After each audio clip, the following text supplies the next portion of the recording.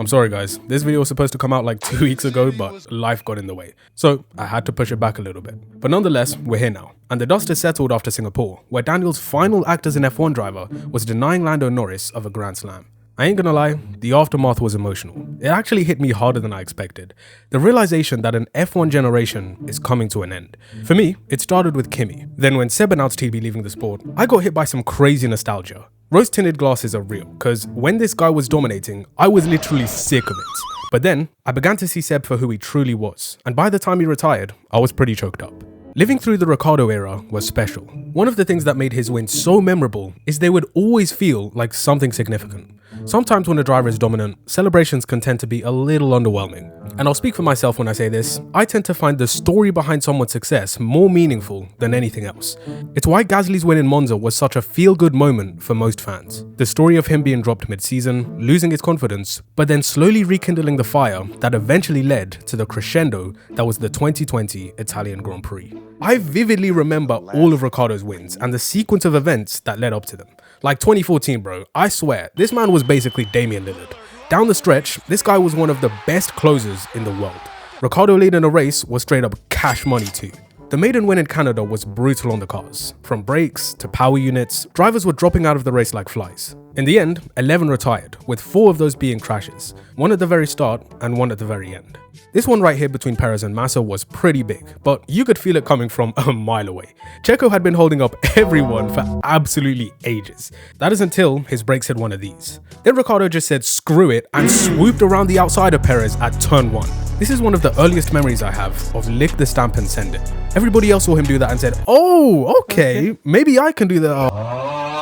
I'm telling you, there were very few drivers with even an ounce of the sauce that DR3 had. The overtake on Rosberg for the lead was pretty easy in the end since the Mercedes had some major reliability issues on the day.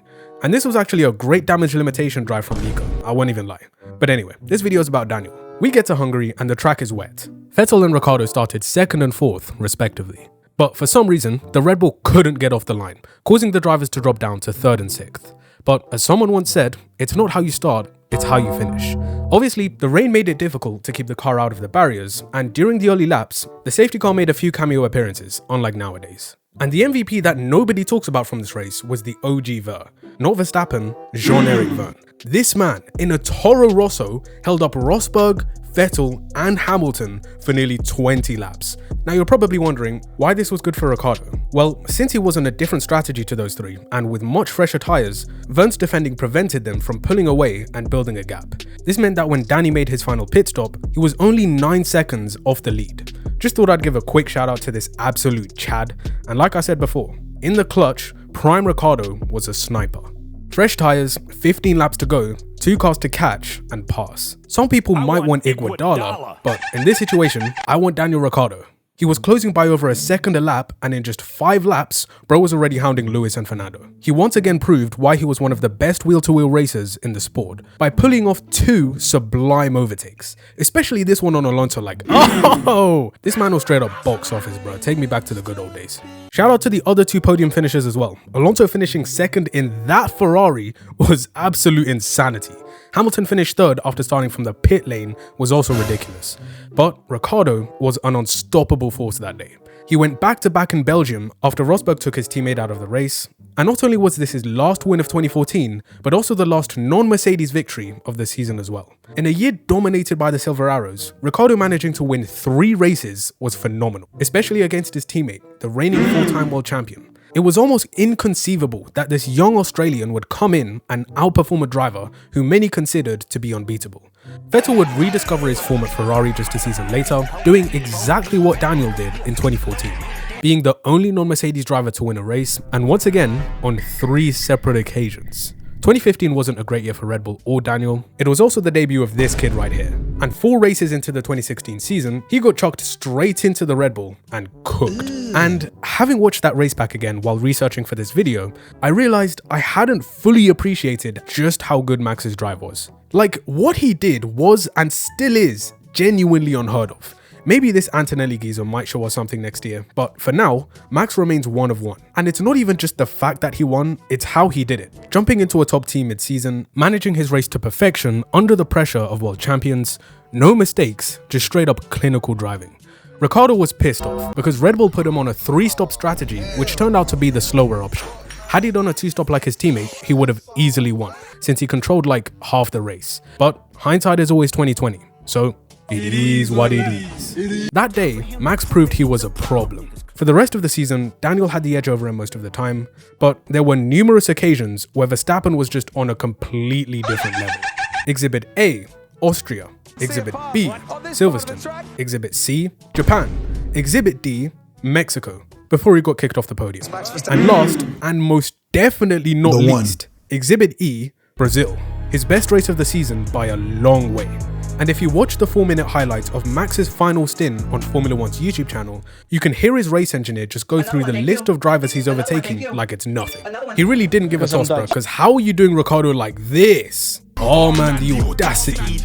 I can imagine Ricciardo must have been quaking in his boots, because this Verstappen kid was on his ass. Malaysia 2016 was a bit of a lucky win, but the wheel-to-wheel racing between him and Max was clean as hell. 2017 was a very interesting season between them. Purely looking at points, one might think Ricciardo was clearly the better driver.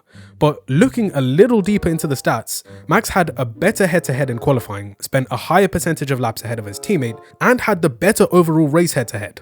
And you'll notice that the score is 5-2 because the Red Bull in 2017 was like a ticking time bomb. I swear, that thing was more unreliable than the McDonald's ice cream machine, man. Every time it's summer and I'm trying to get a McFlurry, the machine is like, I'm in Weldon Spring. I'm in Yevley. I'm in the abandoned city of Pripyat. I'm inside one of the engine-down oil tanks. Seriously though, for Max and Daniel to only finish 7 out of 20 races together says something about that Renault engine. You ask the Red Bull drivers, heck, even Renault themselves, what they thought of the engines and they'd be like, but that's not why I'm going off. You see them. Points per game differential, 29th in the NBA, dead last in offensive efficiency, dead last in field goal percentage shooting, 28. That's third worst in the league in assists per game. They're trash! They stink! If Red Bull had Mercedes or Ferrari power units, it would have been a 4-way title fight. While Max had a lot of bad luck, Daniel also had a ton as well. The Australian had 5 mechanically related retirements out of 6 in total, and the other one was because his teammate crashed into him. In Verstappen's defense though, this was the only collision where he was at fault.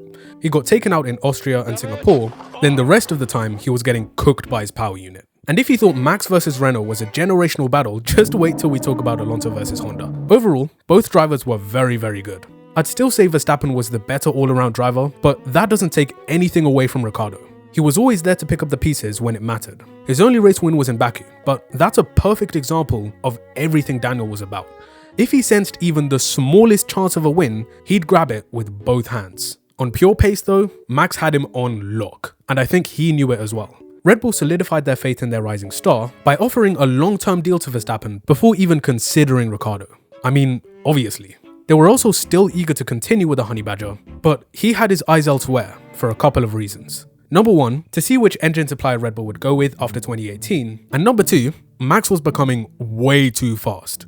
After 2017, his stock on the driver market was still extremely high. In fact, he was getting Mercedes and Ferrari shouts to replace either of the two Finns. And with that, he started 2018 with a bang. You lot remember China 2018, right? That's too easy! Ricciardo goes for it from a long way back! He's going, and Sebastian Vettel is gone! Bottas covers it off, but he can't cover it off totally! Ricciardo somehow finds a gap there! He's gone from 6th to 1st! Again, I'm gonna repeat myself. This man was straight up box office. I couldn't believe what I was seeing.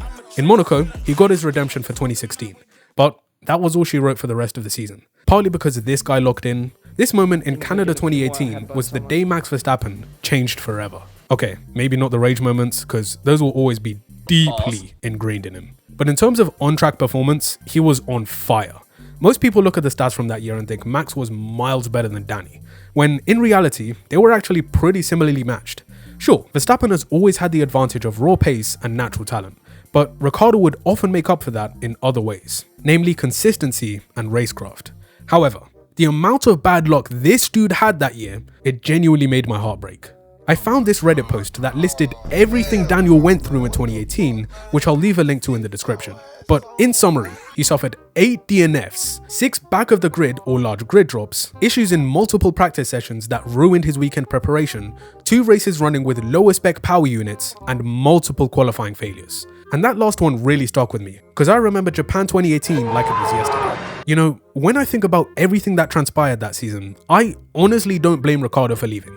especially when in Baku, Red Bull basically sided with Max, even though he was to blame for the crash. Like, I'd be mad too. The fact that many times he was able to salvage a great result despite a ton of setbacks was really impressive. Verstappen was obviously getting better, but it's not like Daniel was lagging far behind.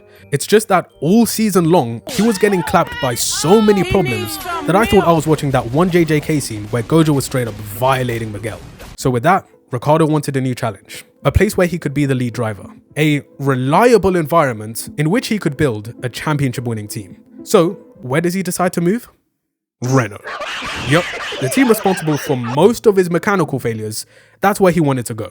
Okay, whoa. Pause there for a second. I don't think he really wanted to go there per se, rather, it was the only option available. Because there was this new kid on the block named Charles Leclerc who instantly got promoted to Ferrari after just a single year at Alfa Romeo, meaning the Scuderia was blocked off. In addition, Mercedes were locked in with Hamilton and Bottas, Red Bull was his ex, so Renault was the next best thing.